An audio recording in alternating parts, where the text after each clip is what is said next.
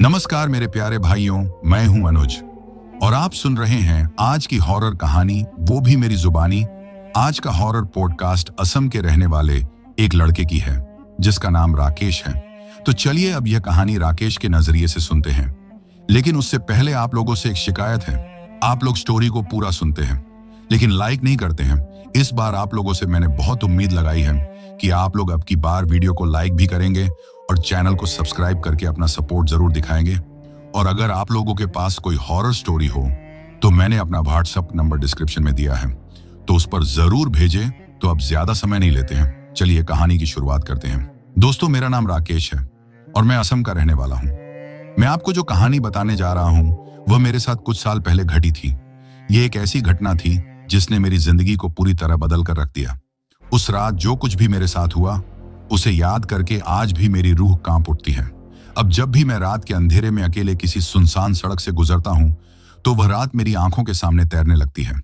कई बार तो ऐसा लगता है जैसे मेरे साथ अब भी कुछ अजीब घटने वाला है। हालांकि मैंने कई बार खुद को समझाने की कोशिश की है कि यह सिर्फ मेरा भ्रम है, लेकिन मन का डर कभी कभी हकीकत से भी ज्यादा खौफनाक होता है। पर मुझे ऐसा क्यों लगता है कि यह सिर्फ मेरा वहम नहीं था, बल्कि कुछ और ही था जिसे मैंने कभी अपने सपने में भी नहीं सोचा था। क्या सच में इस दुनिया में इंसानों और भगवान के अलावा कोई तीसरी ताकत भी मौजूद है? लेकिन जो कुछ भी उस दिन मेरे साथ हुआ था वह इतना डरावना था कि मैं इसे महज इत्तेफाक मानकर भूल नहीं सकता। लेकिन अब इन सब चीजों को छोड़कर मैं आपको सीधा उस घटना पर लेकर आता हूं। बचपन में हर किसी को अपने ननिहाल या मौसी के घर जाने का बड़ा शौक होता है। मेरे साथ भी कुछ ऐसा ही था। मैं अक्सर अपनी मौसी के घर जाया करता था क्योंकि वहां का माहौल मुझे बहुत पसंद था। असम के जिस गांव में मेरी मौसी का घर था वह बहुत ही शांत और हरा भरा इलाका था, लेकिन वहां तक पहुंचने का रास्ता हमेशा से मेरे लिए थोड़ा डरावना लगता था। गांव से लगभग 20 किलोमीटर दूर एक छोटा सा कस्बा था जहां से होकर हमें गुजरना पड़ता था। इस कस्बे से गांव तक जाने वाली सड़क बहुत ही वीरान थी। दोनों तरफ ऊंचे ऊंचे पेड़ और झाड़ियां थीं जो दिन में भी एक अजीब सा सन्नाटा बनाए रखते थे। यह सड़क कई बार बनाई गई, लेकिन हर बार कुछ ही महीनों में फिर से टूट जाती। ऐसा क्यों होता था यह किसी को नहीं पता था। मैं बचपन से ही अपनी मौसी के घर रहकर पढ़ाई कर रहा था। मेरा छोटा भाई माँ के साथ असम के शहर में रहता था, लेकिन मैंने 5वीं कक्षा के बाद से यहीं रहना शुरू कर दिया था। स्कूल के समय तक तो सब कुछ ठीक था, लेकिन जब मैंने इंटर की पढ़ाई शुरू की तो उस दौरान मेरे साथ कुछ ऐसा हुआ जिसने मेरी पूरी सोच बदल दी। मेरे फाइनल ईयर के एग्जाम चल रहे थे और मैं परीक्षा देने के लिए कस्बे में जाया करता था। जिस दिन यह घटना हुई वह मेरा आखिरी पेपर था। पेपर दोपहर 3 बजे से था और जब मैं परीक्षा देकर बाहर निकला तो शाम के 6 बज चुके थे। दिसंबर का महीना था, इसलिए सूरज ढलते ही अंधेरा घिर आया था। कॉलेज के बाहर बहुत भीड़ थी क्योंकि सैकड़ों बच्चे एग्जाम देकर बाहर आ रहे थे, लेकिन ज्यादातर लोगों के पास अपनी गाड़ियां थीं और वे जल्दी ही निकल गए। मैं अकेला ऐसा था जिसे गांव तक जाने के लिए पब्लिक ट्रांसपोर्ट का सहारा लेना पड़ता था। मैंने सड़क किनारे खड़े टेम्पो देखे, लेकिन सभी पहले से ही भर चुके थे। कुछ मिनटों तक इंतजार किया, लेकिन कोई खाली सीट नहीं मिली। आखिरकार मुझे एक बस मिली।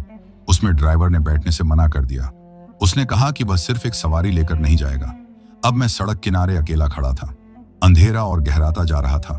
ठंडी हवा चल रही थी और दूर दूर तक कोई परिचित चेहरा नहीं दिख रहा था। तभी मैंने सोचा कि थोड़ा आगे जाकर कोई दूसरा साधन मिल सकता है, इसलिए मैं पैदल ही चलने लगा। करीब 2-3 किलोमीटर तक चलने के बाद भी मुझे कोई टेम्पो या कोई बस नहीं मिली। अब मुझे समझ में आ गया था कि आज मुझे पैदल ही जाना पड़ेगा। धीरे धीरे ठंड बढ़ती जा रही थी और मेरा शरीर थकने लगा था। कुछ आगे जाने के बाद मैंने देखा कि सड़क किनारे एक सीमेंट की बेंच रखी हुई थी। मैं थोड़ी देर वहां बैठ गया ताकि आराम कर सकूं। लेकिन जैसे ही मैंने चारों ओर नजर दौड़ाई, मुझे सड़क के दूसरी तरफ एक आदमी खड़ा दिखाई दिया। वह आदमी एक मोटे से कंबल में लिपटा हुआ था। पहले तो मैंने सोचा कि वह भी मेरी तरह किसी वाहन का इंतजार कर रहा होगा, लेकिन जब मैंने उसे गौर से देखा तो एहसास हुआ कि वह काफी देर से बिना हिले डुले वहां खड़ा है। कुछ मिनटों तक मैं उसे देखता रहा। फिर मैंने आवाज लगाई, भाई साहब, अगर आपको कहीं जाना है तो इधर आ जाइए। जो भी गाड़ी आएगी वह इसी तरफ रुकेगी। मेरी आवाज सुनते ही वह धीरे धीरे मेरी तरफ बढ़ने लगा। जैसे ही वह आदमी मेरी तरफ बढ़ने लगा, मेरे शरीर में एक अजीब सी घबराहट होने लगी। हालांकि मैं खुद को समझा रहा था कि शायद यह मेरी बेवजह की घबराहट है। जब वह मेरे पास आकर बैठा तो मैंने देखा कि उसने खुद को पूरी तरह से कंबल में लपेट रखा था। उसका चेहरा भी ढका हुआ था, सिर्फ उसकी आंखें दिख रही थीं। ठंड ज्यादा थी, इसलिए मैंने ज्यादा ध्यान नहीं दिया। मैंने उससे पूछा, आपको भी गांव जाना है? वह हल्की आवाज में बोला, हाँ, लेकिन यहां खड़े खड़े बहुत देर हो गई, कोई गाड़ी नहीं आ रही। उसकी आवाज में कुछ अजीब था, जैसे बहुत धीमी और घुटी हुई सी हो। मैंने ज्यादा ध्यान नहीं दिया और बस सिर हिलाकर सहमति जता दी। हम दोनों वहीं बैठे इंतजार करने लगे। कुछ मिनटों बाद दूर से एक रोशनी आती दिखाई दी। ऐसा लग रहा था कि कोई गाड़ी हमारी तरफ आ रही है। जैसे जैसे रोशनी पास आई, मुझे समझ में आया कि यह एक टेम्पो है। मैं तुरंत उठकर सड़क के बीच में गया और हाथ हिलाकर उसे रुकने का इशारा किया। टेम्पो धीरे धीरे मेरी ओर आया और रुक गया। ड्राइवर ने खिड़की से झांककर गुस्से में कहा, मरना है क्या? बीच सड़क पर क्यों आ गए? मैं हंसते हुए बोला, नहीं भाई, मरना नहीं है, बस लिफ्ट चाहिए। ड्राइवर ने मेरी बात सुनकर गहरी सांस ली और कहा, ठीक है, बैठ जाओ, लेकिन जल्दी। मैंने पीछे मुड़कर देखा कि वह आदमी अभी भी बेंच पर बैठा था। मैंने सोचा कि शायद वह भी मेरे साथ ही टेम्पो में बैठेगा, लेकिन इससे पहले कि मैं उसे कुछ कहता, वह उठ चुका था और चुपचाप टेम्पो में पीछे जाकर बैठ गया। मुझे थोड़ा अजीब लगा कि उसने बिना कुछ बोले ही टेम्पो में जगह बना ली। मैं भी अंदर घुसकर बैठ गया। टेम्पो पहले से ही काफी भरा हुआ था, लेकिन लोगों ने थोड़ा खिसक कर मेरे लिए जगह बना दी। अब टेम्पो धीरे धीरे आगे बढ़ने लगा।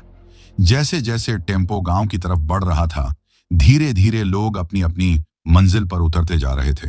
करीब आधे रास्ते तक आते आते टेम्पो में बस 3 लोग ही बचे थे, मैं, वह कंबल ओढ़ा हुआ आदमी और टेम्पो ड्राइवर। अब टेम्पो उस सुनसान इलाके में पहुंच चुका था जहां दूर दूर तक कोई आबादी नहीं थी। दोनों तरफ ऊंचे ऊंचे पेड़ और झाड़ियां थीं और बीच में टूटी फूटी सड़क। टेम्पो धीमी रफ्तार में हिचकोले खाते हुए आगे बढ़ रहा था। अचानक उस आदमी ने धीमी आवाज में कहा, भाई साहब, यहीं उतार दो। ड्राइवर ने उसकी बात अनसुनी कर दी और टेम्पो चलाता रहा। वह आदमी फिर बोला, रोक दो, मुझे यहीं उतरना है। ड्राइवर ने कोई जवाब नहीं दिया। इस बार मैंने खुद ड्राइवर से कहा, भाई, ये उतारना चाहते हैं, रोक दो गाड़ी। ड्राइवर ने मेरी बात सुनी, फिर बिना पीछे देखे ही बोला, कौन कौन उतरना चाहता है? मैंने चौंक कर कहा, अरे ये जो मेरे बगल में बैठे हैं। ड्राइवर ने मेरी तरफ देखा, फिर हड़बड़ाकर बोला, भाई, पीछे तो कोई भी नहीं बैठा है। मेरे रोंगटे खड़े हो गए। मैंने घबराकर पीछे मुड़कर देखा, वह आदमी वहां नहीं था। पीछे मुड़ते ही मेरा शरीर सुन्न पड़ गया। जिस आदमी को मैं अभी तक अपने बगल में बैठा समझ रहा था, वह वहां था ही नहीं। टेम्पो की पिछली सीट खाली थी। मेरी आंखें फटी रह गईं। ड्राइवर ने फिर गुस्से में कहा, यार, तुम पागल हो गए हो क्या? यहां हमारे अलावा कोई नहीं बैठा। मेरी आवाज कांपने लगी। मैंने उसे अपनी आंखों से देखा। वो अभी यहीं था। उसने मुझसे बात भी की थी। वो मेरे साथ ही बैठा था। ड्राइवर ने झुंझलाकर कहा, भाई, मजाक मत कर, पहले ही आधी रात को इस सड़क पर फंस गए हैं। लेकिन मैं जानता था कि यह मजाक नहीं था। अभी कुछ मिनट पहले ही वह आदमी मेरे साथ बैठा था, उसने मुझसे बात की थी। तो फिर वह अचानक कहां गायब हो गया? मेरे दिमाग में उलझन बढ़ती जा रही थी। तभी अचानक टेम्पो जोर से झटका खाकर रुक गया। ड्राइवर ने तुरंत ब्रेक लगाए और गुस्से में नीचे उतरकर देखने लगा कि क्या हुआ। मैं भी घबराते हुए उसके पीछे पीछे उतर गया। नीचे उतरते ही हमें सामने का दृश्य देखकर झटका लगा। टेम्पो के आगे का टायर फट चुका था। ड्राइवर ने गुस्से में अपना सिर पकड़ लिया। हे भगवान, इतनी रात को यह मुसीबत आनी ही थी। मैं अब भी सदमे में था।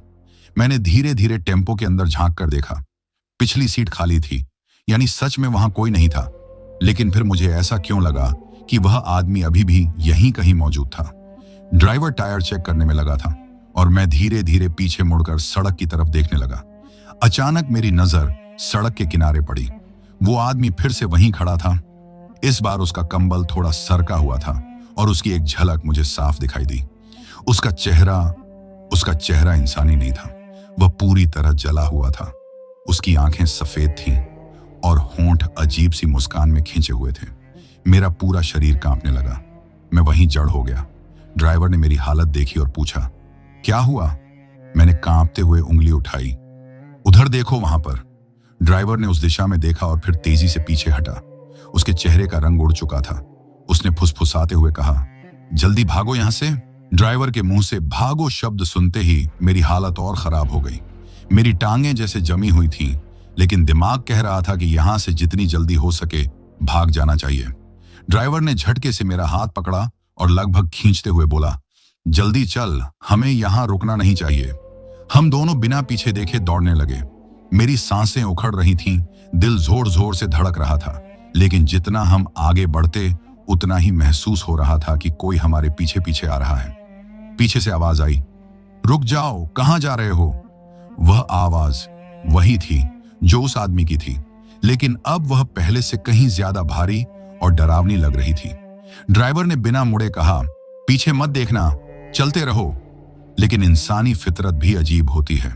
जब कोई कहता है कि पीछे मत देखो तो दिल और भी बेचैन हो जाता है। मुझसे रहा नहीं गया। मैंने हल्का सा सिर घुमाकर पीछे देखा, और जो देखा उसने मेरे पैरों तले जमीन खींच ली। वो आदमी अब पहले से भी ज्यादा करीब था, लेकिन अब वह सीधा खड़ा नहीं था, बल्कि किसी जानवर की तरह अपने दोनों हाथों और पैरों पर दौड़ रहा था। उसकी गर्दन असामान्य रूप से एक तरफ झुकी हुई थी और उसकी आंखें अब भी सफेद थीं। मेरे मुंह से हल्की चीख निकल गई। ड्राइवर ने गुस्से में कहा, मैंने कहा था ना, पीछे मत देखना। लेकिन अब बहुत देर हो चुकी थी। वह चीज अब हमसे सिर्फ कुछ ही कदमों की दूरी पर थी। ड्राइवर ने अचानक अपना गला छुआ और फिर अपने हाथ से माला निकाली जो उसने गले में पहन रखी थी। रुक मत, बस भाग। फिर उसने झटके से माला उस पर फेंक दी। माला हवा में घूमती हुई उस पर जाकर गिरी। जैसे ही माला उसके शरीर से टकराई, वह जोर से चीखा। उसकी चीख इतनी भयानक थी कि मेरा पूरा शरीर कांप गया, और फिर वह अंधेरे में गायब हो गया। जैसे ही वो छलावा गायब हुआ, चारों ओर एक अजीब सी खामोशी छा गई। ऐसा लग रहा था जैसे पूरी हवा भारी हो गई हो। मेरी सांसें अब भी तेज चल रही थीं, लेकिन अब डर के साथ हैरानी भी थी। ड्राइवर थका हुआ सा एक पेड़ के तने से टिक कर खड़ा हो गया। उसकी आंखें डर से फैली हुई थीं। मैंने हांफते हुए उससे पूछा, यह क्या था? वह कुछ देर चुप रहा, फिर कांपती आवाज में बोला, यह छलावा था, यह तुम्हें फंसाने के लिए आया था। अगर तुम इसकी बातों में आ जाते या इसे ज्यादा देर तक देखते तो यह तुम्हें कहीं और खींच ले जाता। मैं सिहर उठा, लेकिन तुमने उसे भगाया कैसे? ड्राइवर ने धीरे से अपनी माला को देखा और कहा, यह कोई आम माला नहीं है, मेरे गुरुजी ने मुझे दी थी। उन्होंने कहा था कि अगर कभी असली खतरा हो तो इसका इस्तेमाल करना।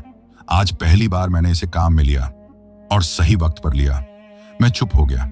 मेरे दिमाग में वही जली हुई शक्ल घूम रही थी, उसकी सफेद आंखें, वो डरावनी मुस्कान, और जिस तरह वो चार पैरों पर दौड़ रहा था, वो सब कुछ। ड्राइवर ने चारों ओर देखा और कहा, हमें यहां ज्यादा देर नहीं रुकना चाहिए। ये भले ही अभी चला गया हो, लेकिन इसका मतलब ये नहीं कि खतरा टल गया है। मैंने घबरा कर पूछा, मतलब ये फिर आ सकता है? ड्राइवर ने गहरी सांस ली। हो सकता है, और भी कुछ हो सकता है। हमें यहां से निकलना होगा। हम दोनों वापस सड़क की ओर चल पड़े। टेम्पो अब भी वहीं खड़ा था, लेकिन उसका टायर फटा हुआ था। ड्राइवर ने टेम्पो को देखा, फिर मुझसे कहा, अब इस गाड़ी से आगे नहीं जा सकते, हमें पैदल ही चलना होगा। मेरे पैर पहले से ही थक चुके थे, लेकिन अब यहां और रुकना भी नामुमकिन था। हम दोनों धीरे धीरे अंधेरे में आगे बढ़ने लगे, हर कदम के साथ डरते हुए कि कहीं फिर से कुछ हमारे पीछे ना आ जाए। हम दोनों बिना एक दूसरे से कुछ कहे अंधेरे रास्ते पर आगे बढ़ते जा रहे थे। ठंडी हवा लगातार शरीर से टकरा रही थी, लेकिन इस वक्त ठंड से ज्यादा डर मेरे रोंगटे खड़े कर रहा था। रास्ता पूरी तरह वीरान था। चारों ओर बस पेड़ों की सरसराहट सुनाई दे रही थी। कुछ मिनटों तक सब कुछ सामान्य लग रहा था, लेकिन फिर पीछे से किसी के चलने की हल्की सी आवाज आई। मैंने धीरे धीरे सिर घुमाया। कुछ नहीं था, लेकिन अगला ही पल अब यह आवाज और तेज हो गई थी, जैसे कोई हमारे ठीक पीछे चल रहा हो। ड्राइवर ने धीरे से कहा, जो भी हो पीछे मत देखना, चलते रहो। मेरी सांसें तेज होने लगी। मुझे साफ महसूस हो रहा था कि कोई हमारे ठीक पीछे है, लेकिन मैंने खुद को समझाया कि मुझे पलटना नहीं है। फिर अचानक पीछे से किसी औरत के रोने की आवाज आई, एक दर्द भरी धीमी सिसकी, जैसे कोई बहुत दुखी हो। ड्राइवर की पकड़ मेरी कलाई पर और मजबूत हो गई। उसने और भी धीरे से कहा, याद रखना, जो भी हो पीछे नहीं देखना। मेरे अंदर एक अजीब सी बेचैनी होने लगी। दिल कर रहा था कि देखूं, लेकिन दिमाग कह रहा था कि यह फंसाने का जाल है। और तभी पीछे से किसी बच्चे की हंसी सुनाई दी, एक हल्की शैतानी हंसी। अब मुझसे रहा नहीं गया। मेरे कदम रुक गए। ड्राइवर फुसफुसाया, कुछ भी हो जाए पीछे मत देखना। लेकिन मैंने हल्के से गर्दन घुमा ली और जो मैंने देखा उसने मेरी रूह कंपा दी। एक औरत खड़ी थी, लेकिन उसकी आंखों की जगह सिर्फ काले गड्ढे थे। उसके बाल उलझे हुए थे और चेहरा अजीब तरीके से मुड़ा हुआ था। उसके पैरों की दिशा उल्टी थी और उसके बगल में एक बच्चा था जिसकी मुस्कान कानों तक खींची हुई थी, जैसे उसका चेहरा फट गया हो। मैं चीखने ही वाला था कि ड्राइवर ने मेरा हाथ झटका और जोर से खींचकर बोला, भाग। हम दोनों दौड़ पड़े। मेरे कानों में वही डरावनी हंसी गूंज रही थी और पीछे से पैरों की आवाज भी तेज हो रही थी। हम दोनों दौड़ते जा रहे थे, लेकिन ऐसा लग रहा था कि पीछे से वो चीजें भी उतनी ही तेजी से हमारी तरफ बढ़ रही थीं। उनकी आवाजें अब और नजदीक आ गई थीं। वो अजीब सी हंसी, वो सिसकियां, वो पैरों की घसीटती हुई आवाजें। ड्राइवर ने मेरे हाथ को और कसकर पकड़ा और तेजी से फुसफुसाया, किसी भी हाल में रुकना मत। अगर रुके तो हम नहीं बचेंगे। मेरी सांसें उखड़ रही थीं। दिल इतनी तेज धड़क रहा था कि लग रहा था अभी बाहर आ जाएगा। रास्ता पूरी तरह काला पड़ चुका था। चारों ओर घना अंधेरा था, लेकिन फिर आगे एक हल्की रोशनी दिखी। ड्राइवर ने राहत की सांस ली और कहा, वो देखो, आगे एक मंदिर है। हमें किसी भी तरह वहां पहुंचना होगा। मेरी नजरें दूर एक छोटे से मंदिर पर पड़ी। वह हनुमान जी का मंदिर था, जो अब सुनसान और खंडहर जैसा दिख रहा था। लेकिन इस वक्त वह हमारी आखिरी उम्मीद थी। हमने अपनी रफ्तार और तेज कर दी, लेकिन तभी पीछे से एक जोरदार चीख गूंजी। वह चीख इतनी खौफनाक थी कि मेरे पैरों ने खुद ब खुद रुकने की कोशिश की, लेकिन ड्राइवर ने जबरदस्ती मुझे आगे खींचा। नहीं, रुक मत, बस मंदिर तक पहुंच जा। अब हम लगभग मंदिर के गेट तक आ चुके थे, लेकिन तभी एक ठंडी हवा का झोंका आया और मेरे पैरों के नीचे की जमीन हिलने लगी। मुझे ऐसा महसूस हुआ जैसे किसी ने मेरी टांग पकड़ ली हो। मैंने घबरा कर नीचे देखा और मेरा खून जम गया। जमीन से एक काला जला हुआ हाथ बाहर निकल रहा था और उसने मेरी एड़ी कसकर पकड़ ली थी। मैंने पूरी ताकत से पैर झटका, लेकिन उसकी पकड़ इतनी मजबूत थी कि मैं हिल भी नहीं पा रहा था। मेरी चीख निकलने ही वाली थी कि ड्राइवर ने तुरंत अपनी माला निकाली और मेरे पैर के पास गिरा दी। माला गिरते ही वो काला हाथ जोर से चीखा और धुएं में बदलकर गायब हो गया। मैंने लड़खड़ाते हुए खुद को संभाला और बिना समय गंवाए मंदिर की सीढ़ियां चढ़ने लगा। ड्राइवर भी मेरे पीछे भागा और जैसे ही हमने मंदिर का दरवाजा पार किया, हर आवाज एकदम बंद हो गई। बस गहरी भारी खामोशी। मंदिर के अंदर घुसते ही जैसे सब कुछ थम गया। बाहर की दुनिया अब भी अंधेरे में डूबी थी, लेकिन मंदिर के अंदर एक अजीब सी शांति थी। मैं और ड्राइवर हांफते हुए फर्श पर गिर पड़े। मेरा दिल इतनी जोर से धड़क रहा था कि लगा अभी छाती फाड़कर बाहर आ जाएगा। ड्राइवर ने धीरे से कहा, हम बच गए। मैंने कुछ नहीं कहा, बस बाहर झांकने की हिम्मत जुटाई। बाहर कोई नहीं था, ना वो औरत, ना वो बच्चा, ना वो कंबल ओढ़े आदमी, सब गायब। लेकिन मंदिर के दरवाजे के ठीक बाहर धूल में एक अजीब सा निशान बना हुआ था, जैसे किसी ने अपने लंबे नाखूनों से जमीन पर खरोंच मारी हो। ड्राइवर ने कांपती आवाज में कहा, यह इलाका अशुभ है, यहां रात को कुछ न कुछ होता ही है। मैं अब भी डर से जकड़ा हुआ था। मैंने मंदिर के अंदर नजर घुमाई। हनुमान जी की मूर्ति वहां खड़ी थी, लेकिन ऐसा लग रहा था जैसे बहुत सालों से इस मंदिर में कोई आया ही नहीं। दीवारें टूटी हुई थीं, फर्श पर धूल जमी थी और दियों में तेल सूख चुका था। ड्राइवर धीरे से उठा और मूर्ति के सामने हाथ जोड़कर खड़ा हो गया। मैंने भी उसकी देखा देखी हाथ जोड़ लिया। जैसे ही हमने प्रार्थना करनी शुरू की, मंदिर के बाहर फिर से किसी के चलने की आवाज आई। इस बार आवाज धीमी थी, लेकिन लगातार हमारे आसपास घूम रही थी। ड्राइवर ने फुसफुसाकर कहा, ये अभी भी गए नहीं हैं। मैंने धीरे धीरे पीछे हटते हुए पूछा, अब क्या करें? ड्राइवर कुछ सोचने लगा। फिर अचानक उसने अपनी माला मेरी ओर बढ़ाई। इसको पकड़ो और भगवान का नाम लेते रहो, किसी भी कीमत पर बाहर मत जाना। मैंने कांपते हाथों से माला पकड़ ली और मन ही मन हनुमान जी का नाम जपने लगा। लेकिन तभी मंदिर के दरवाजे पर एक जोरदार थपकी पड़ी। हम दोनों चौंक कर उधर देखने लगे। दरवाजा हिल रहा था। फिर एक और थपकी। अब मेरी हिम्मत जवाब देने लगी थी। ड्राइवर ने मेरी तरफ देखा और धीरे से कहा, कोई भी हाल में दरवाजा मत खोलना। मैंने जल्दी से सिर हिलाया। बाहर अब धीमे धीमे फुसफुसाहटें भी सुनाई देने लगी। ऐसा लग रहा था जैसे कोई मंदिर के चारों ओर चक्कर काट रहा हो। और फिर दरवाजे के नीचे से एक साया अंदर घुसने लगा। दरवाजे के नीचे से घुसता हुआ वह साया बिल्कुल काला था, जैसे कोई गहरी परछाई हो। लेकिन यह कोई आम परछाई नहीं थी। यह हिल रही थी, सांस ले रही थी, जिंदा थी। ड्राइवर ने फुसफुसाकर कहा, मंत्र बोलो जल्दी। मैं कांपते हुए हनुमान चालीसा का पहला दोहा याद करने लगा, लेकिन डर इतना ज्यादा था कि जुबान लड़खड़ा रही थी। साया अब आधा अंदर आ चुका था। वह जमीन पर किसी धुएं की तरह रेंग रहा था, लेकिन जैसे ही उसकी छाया हनुमान जी की मूर्ति तक पहुंची, जैसे ही छाया मूर्ति के स्पर्श में आई, उसमें से चिंगारियां उठने लगीं और एक चीख गूंज उठी। साया दर्द में तड़प रहा था, लेकिन अब भी मंदिर में घुसने की कोशिश कर रहा था। ड्राइवर ने तुरंत अपनी माला निकाली और झटके से उस छाया पर फेंकी। जैसे ही माला छाया पर गिरी, वह साया जोर से झटपटाया और धुएं में बदलकर गायब हो गया। मैं हांफते हुए मंदिर की दीवार से टिक गया। खत्म हो गया? ड्राइवर ने गहरी सांस ली। नहीं, यह सिर्फ एक था, बाकी अब भी बाहर हैं। अब मैं पूरी तरह डर चुका था। मैंने हिम्मत करके बाहर झांकने की कोशिश की, लेकिन अंधेरे के अलावा कुछ नहीं दिखा। तभी बाहर किसी के हंसने की आवाज आई। ये वही हंसी थी जो मैंने पहले सुनी थी, वही डरावनी, कर्कश, सिहरन भर देने वाली हंसी। ड्राइवर ने मेरी कलाई पकड़ी। अब हमें यहां और नहीं रुकना चाहिए, हमें किसी भी तरह इस जगह से निकलना होगा। लेकिन बाहर कैसे जाएं? मैंने घबरा कर पूछा। ड्राइवर ने धीरे से कहा, हनुमान जी का नाम लो और बस भागो। हम दोनों ने एक दूसरे को देखा, फिर बिना एक पल घुमाए दरवाजा खोला और बाहर की ओर दौड़ पड़े। जैसे ही हमने मंदिर का दरवाजा खोला, ठंडी हवा का एक तेज झोंका हमारे चेहरे से टकराया। बाहर घना अंधेरा था, लेकिन हमें ज्यादा कुछ सोचने का वक्त नहीं मिला। हम दोनों जितनी तेजी से हो सकता था मंदिर से बाहर भागे। हमारी हर कदम के साथ पीछे से तेज तेज फुसफुसाहटें और अजीब सी गुर्राहटें सुनाई दे रही थीं। ऐसा लग रहा था जैसे कोई हमारी ही दिशा में भाग रहा हो, लेकिन हम पीछे देखने की हिम्मत नहीं कर सकते थे।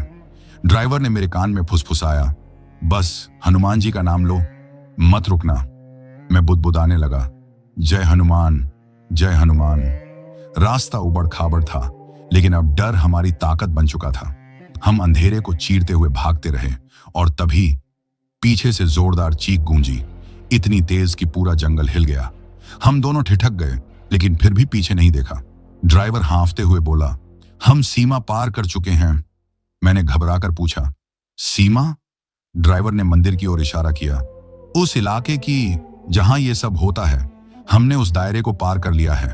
अब ये हमें छू नहीं सकते। मैंने लंबी सांस ली। मेरे पैर कांप रहे थे, लेकिन अब हम सुरक्षित थे। आगे एक छोटी दुकान दिखी। वहां एक बुजुर्ग बैठा था जो शायद हमारी हालत देखकर सब समझ गया था। उसने सिर हिलाते हुए कहा, फिर किसी ने छलावे को छेड़ दिया। ड्राइवर कुछ नहीं बोला। मैंने कांपते हुए पूछा, ये सब क्या था? बुजुर्ग ने धीरे से कहा, इस रास्ते पर जो भटक जाता है वो कभी लौट कर नहीं आता, लेकिन तुम लोग बच गए क्योंकि तुम्हारे पास आस्था थी। मैंने धीरे से हनुमान जी की माला को छुआ, जो अब भी मेरे हाथ में थी। उस रात के बाद मैं फिर कभी उस रास्ते पर नहीं गया, लेकिन आज भी जब मैं अंधेरे में अकेला होता हूं, तो ऐसा लगता है जैसे कोई परछाई अब भी मुझे देख रही हो। दोस्तों, ये कहानी यही खत्म हुई और जिन भाइयों ने अपना नाम कमेंट किया था, अब उनका नाम लेते हैं, जस सिंह भाई खांगुरा से। और अगर आप लोग भी चाहते हैं कि आपका नाम वीडियो में लिया जाए, तो अपना नाम और अपने शहर का नाम जरूर कमेंट करें। अगर आपको ये कहानी पसंद आई हो तो वीडियो को लाइक और चैनल को सब्सक्राइब करें, ताकि और भी डरावनी कहानियां आप तक पहुंच सकें। अगली हॉरर कहानी किस टॉपिक पर चाहिए कमेंट में जरूर बताएं। कहानी को अंत तक सुनने के लिए दिल से धन्यवाद दोस्तों। आज के लिए बस इतना ही। मिलते हैं जल्द ही कुछ नई कहानियों के साथ। तब तक के लिए अपना ध्यान रखिए।